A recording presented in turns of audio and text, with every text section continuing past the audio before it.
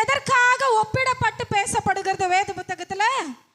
உங்களுடைய என்னுடைய விசுவாசத்திற்கு ஒப்பிடப்படுகிறது. இப்போ முதல் வேளையா நம்ம ஆலயம் யாருன்னு சொன்னேன்? நான் தான் ஆலயம். இப்போ நான் என்ன கட்டி கொள்ள வேண்டும், பில்ட் பண்ணணும். I want to build myself with gold. First என்னது? கோல்டு. பொன்னினால நான் என்னை கட்ட வேண்டும். அப்போ அந்த பொன்னாகிய விசுவாசம், பொன்னாகிய விசுவாசத்தினால் உங்களையும் என்னையும் ஆண்டவர் என்ன பண்ண சொல்றாரு? கட்டி கொள்ள சொல்றாரு. ஆனா நம்ம என்ன பண்ணுவோம்? சூழ்நிலைகளை பார்த்து நம்ம நல்ல பயங்கரமா ஃபயரா ஜெபம் பண்ணுவோம். ஆண்டவரே எனக்கு இந்த காரியத்தை செய்யுங்கப்பா. ஆண்டவரே அதிர்ந்துருவாரு நம்ம பண்ற ஜெபத்தை பார்த்தா. என்ன பண்ணிடுவாரு? எப்பா என்ன உயரா அக்கினிடா பறக்குதுடா அப்படின்ட்டு. ஆனா கொஞ்ச நேரம் அப்படி நம்ம வீட்டு பக்கமாக போயிட்டு இல்லைன்னா வீட்டுக்குள்ளே இருக்கிற காரியங்களை பார்த்து அந்த சூழ்நிலைகளை பார்த்து நமக்கு என்ன ஆகிடும்? தானாவே எங்கேருந்து மாற போகிறான் இவன், எங்கேருந்து நடக்க போகுது, எங்கேருந்து வரப்போகுது. ஆண்டவர் செய்வார். ஆமாங்க, ஒரு சின்னதாக எனக்கு திடீர்னு ஒரு நாளுக்கு பண தேவை இருந்துச்சு. ஒரு 1000 ரூபாய் இல்லை. கஷ்டப்பட்டு ஜோமனை ஆண்டவர் சந்திச்சார். அந்த இடத்துல வந்த விசுவாசம், அந்த இடத்துல இருந்த அற்புதம் வேற. ஆனால் திடீர்னு நமக்கு ஒரு 1 லட்சம் தேவைப்படுகிறது அப்படின்னா என்ன ஆகும்?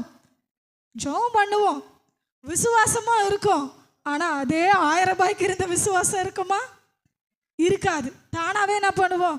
எங்கே ஜோம் பண்ணிதான் இருக்கிறேன், ஒன்றும் நடக்கிற மாதிரி தெரியலையே. ஒரு விஷயம் உங்களுக்கு சொல்கிறேன் பாருங்க. இந்த கதையை நீங்கள் கேட்டிருப்பீங்க. ஒரு கிராமத்தில் என்ன ஆச்சா, மழையே பெய்யலையும், ரொம்ப நாள் மழையே பெய்யலையும். எல்லாருமே சேர்ந்து சரி நம்ம எல்லாருமே கிராமத்தார்களாய் சேர்ந்து ஜெபம் பண்ணலாம் அப்படின்னு சொல்லி ஜெபம் பண்ணுறதுக்கு கூட்டம் கூடுனாங்களாம். ஒரே ஒரு பிள்ளை மட்டும் சாயந்தரம் ஒரு 5 மணிக்கு கூடினாங்களாம். ஒரே ஒரு பிள்ளை மட்டும் கையில் கொடையோட வந்துச்சான்.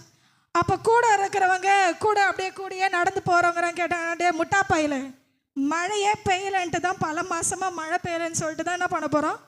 ஜெபம் பண்ண போகிறோம். கொடையை போய் கையில் எடுத்துகிட்டு வந்திருக்கியே அப்படின்னு சொன்னாராம்.